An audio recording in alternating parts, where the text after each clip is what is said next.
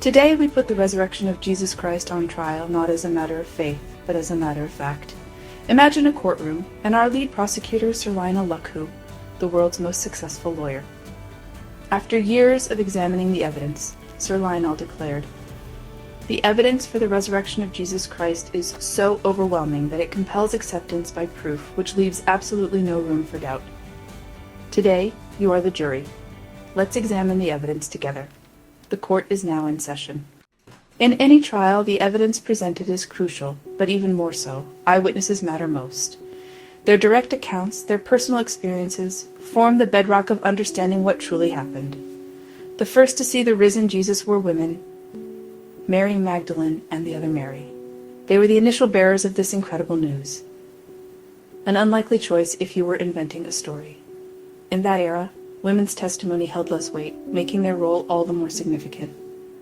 Then Jesus appeared to Peter, one of his closest disciples, to the disciples on the road to Emmaus, sharing a meal and revealing himself in the breaking of bread, to the apostles, gathered together, and even ate with them, solidifying the reality of his resurrected body. The Apostle Paul records, in his letters, that Jesus appeared to more than 500 people at once, a massive public display, most of whom were still alive when he wrote, meaning their accounts could be directly verified. This isn't myth, it's verifiable testimony, a claim open to scrutiny and investigation. Imagine 500 people taking the stand, one after another, all saying, "We saw him, we touched him, we ate with him." These witnesses had nothing to gain but persecution, hardship, and even death, yet they stood by their testimony, unwavering in their conviction. Their accounts form the foundation of our case, a solid and substantial base upon which to build. The question: do we dismiss them all, these hundreds of voices, or listen to the weight of their voices, the collective power of their shared experience? Exhibit A: the testimony of those who risked everything to say, with unwavering faith, "He is risen." Next, we consider the compelling evidence surrounding the empty tomb, a pivotal point in the narrative of the resurrection. This wasn't a claim made in secret. The emptiness of the tomb was a fact even Jesus' opponents acknowledged. They knew where he was buried. The first witnesses to this extraordinary discovery were women.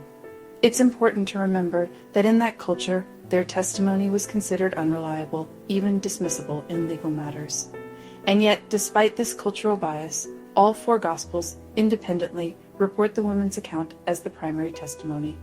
This detail lends significant credibility to the narrative. The tomb itself was not easily accessible. It was sealed with a massive stone, a heavy barrier designed to prevent any intrusion. Furthermore, it was guarded by Roman soldiers, highly trained and disciplined, ensuring no one could tamper with the tomb. Given the circumstances, the idea that terrified disciples, still reeling from the crucifixion, could somehow overpower the guards and steal the body is simply implausible. The authorities, both Roman and Jewish, had every reason and the means to disprove the resurrection if they could. It would have quelled the growing movement. Yet, despite their vested interest, they never produced a body. The most logical explanation is that they couldn't. Instead of presenting the body, they resorted to bribing the guards, attempting to control the narrative through deception. They paid them to spread a story that, upon closer examination, made little sense and raised more questions than it answered. The empty tomb, therefore, stands as a silent yet powerful testament to the events that transpired. It doesn't, in and of itself, definitively prove the resurrection, but it powerfully supports and corroborates the eyewitness accounts of those who claim to have seen Jesus alive after his crucifixion. The central question remains, if the body was not stolen, and the authorities did not move it, how did the tomb become empty? The answer the disciples boldly proclaimed, and for which many were willing to die, was simple yet profound. He is not here. He has risen, just as he said. Before the resurrection, the apostles were fearful and defeated. Afterward, they boldly proclaimed Jesus' resurrection in Jerusalem, risking everything. Peter, who once denied Jesus, now confronted the authorities with courage. This transformation was permanent. They faced persecution, torture, and death for their testimony. People may die for what they believe is true, but not for what they know is a lie. If the resurrection was a hoax, would they endure such suffering? The only explanation, they truly believed they had seen the risen Jesus.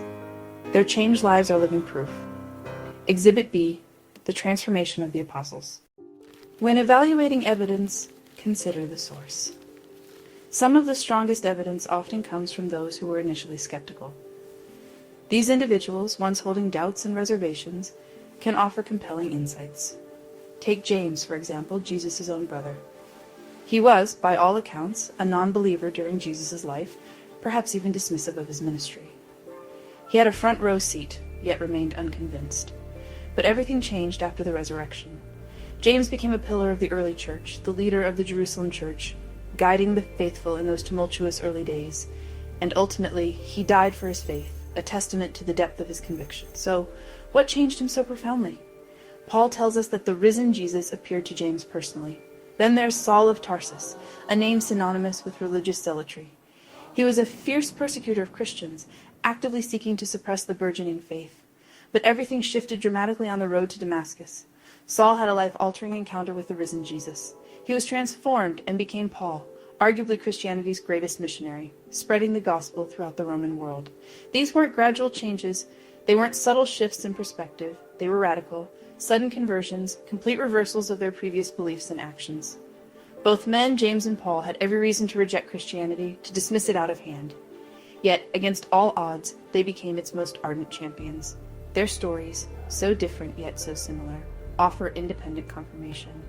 They powerfully suggest that something truly extraordinary, something miraculous, must have happened. Exhibit C, the compelling testimony of former enemies, now unwavering believers. Every case needs documents. Ours are the Gospels and the letters of Paul. Paul's letters were written within decades of the events, quoting creeds from just years, or even months, after the resurrection. The Gospels were written within the lifetimes of eyewitnesses, far earlier than most ancient biographies. These documents are filled with verifiable details, names, places, and events confirmed by archaeology. They read as sober history, not myth. Multiple, independent sources attest to the same core facts: crucifixion, burial, empty tomb, and appearances. By ancient standards, this is exceptionally strong evidence. Exhibit D, the reliability of the documentary record.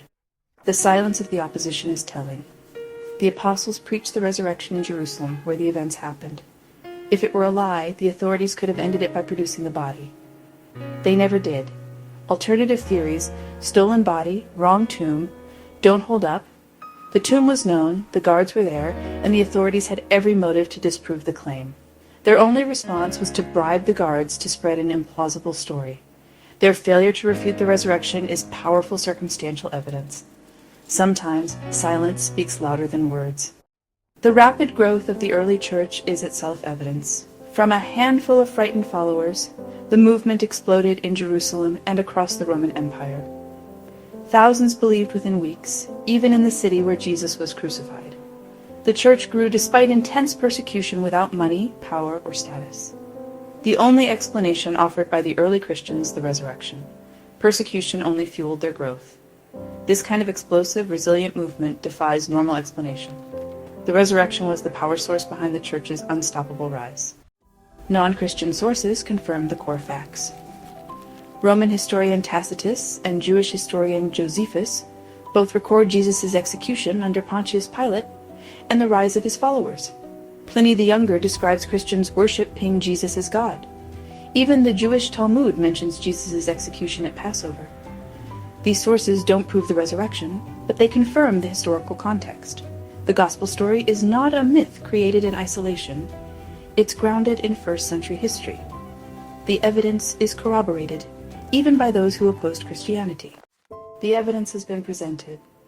Eyewitnesses, the empty tomb, transformed lives, hostile witnesses, reliable documents, the silence of opponents, explosive growth, and historical confirmation.